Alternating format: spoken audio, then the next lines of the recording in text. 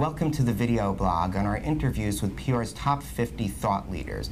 My guest today, starting it off, very fitting, is Richard Edelman. Richard is president and CEO of Edelman, the world's largest public relations firm, independent public relations firm. Welcome to the video blog. Thanks for having me. Great. So the first thing I want to start is, what have been some of the guiding principles in your career that have helped make your company so successful and you such an industry thought leader?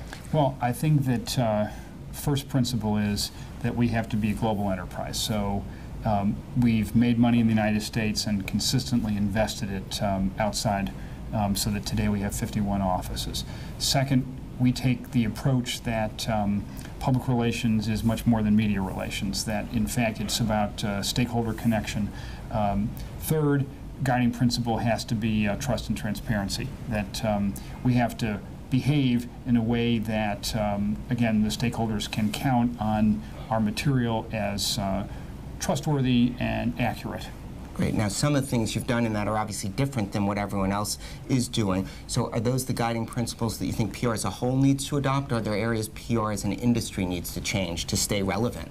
Well, Doug, of course we benefit from being independent and not being part of a holding company, because there are sister agencies, if you're in a holding context, that crowd you.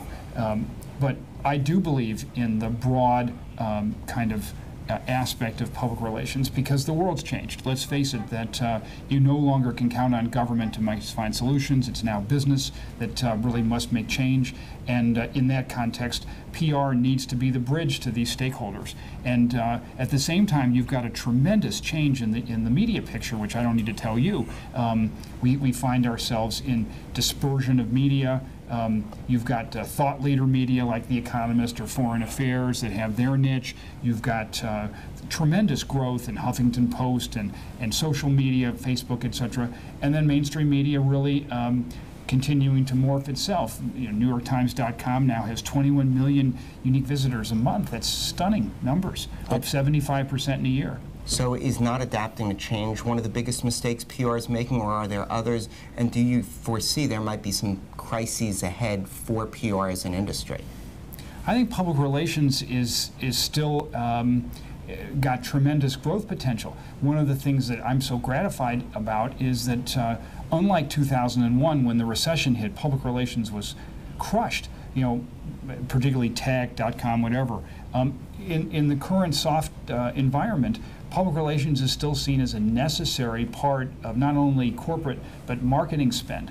And in fact, that the accelerator effect you do get in the marketing side makes PR that special additional factor. So PR is getting 5 to 10 to even 15% of marketing budgets these days. That's a major change from 5 or 6 years ago. So is that the biggest opportunity for PR to have continued growth, start sort of taking the money from the marketing, from the advertising budgets, because it can be more effective when done well? Well, I always tell my people that, frankly, it's a bit like Butch Cassidy and the Sundance Kid. Why do we rob banks? Because that's where the money is. Well, actually, money's in advertising, and we should be very, very direct about, in a sense, making our case to the CMO about why public relations deserve to have its share. I think, in fact, public relations should come first to lay the runway of trust, even before any advertising. Also, I think PR should be in the conceptualization phase.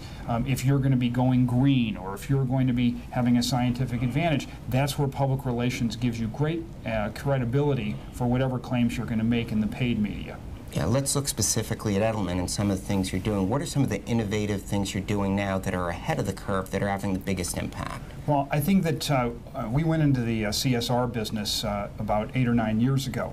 And so our ability to make bridges between NGOs and companies is, I think, ahead of many. Also, Edelman Digital, where we have 135 people actually creating digital content for our clients, I think, again, is a larger commitment than most of our peers. And then finally, I would say our commitment to intellectual capital. The Edelman Trust Barometer, which we now do in 18 countries. It's a serious commitment to understanding trends in the media business, as well as generally among thought leaders. You know, 3 to 5 years from now, if you're looking at the crystal ball, and I know PR people always train, don't answer crystal ball questions, hypotheticals, what do you see are new things, different things that PR will be doing to continue to stay relevant?